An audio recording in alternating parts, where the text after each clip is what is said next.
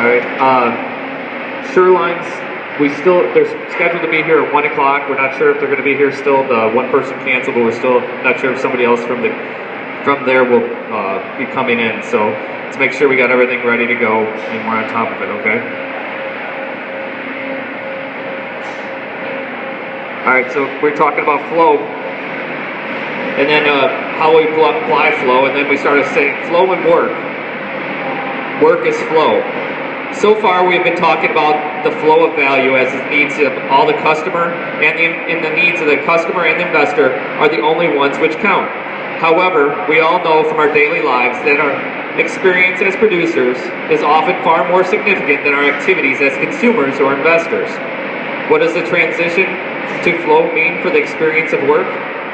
Let's begin with a brief look at a recent research finding of the Polish-born psychologist Mikołaj, now at the University of Chicago.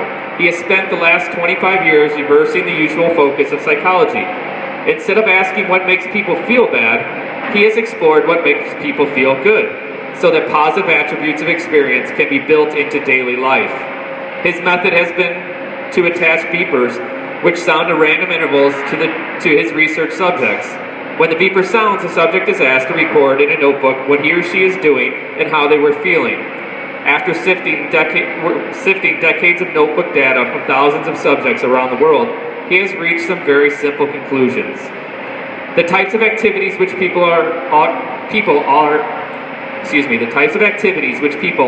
all over the world consistently report as most rewarding, that is, which makes them feel best, involve a clear objective, a need for concentration so intense that no attention is left over, a lack of interruptions and distractions, clear and immediate feedback on progress towards the objective, and a sense of challenge.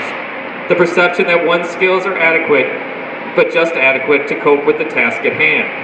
When people find themselves in these conditions, they lose their self-consciousness and sense of time. They report that the task itself becomes the end rather than the means to something more satisfying, like money or prestige. Indeed, and very conveniently for us, he reports that people experience these conditions are in the highly satisfying psychological state of flow.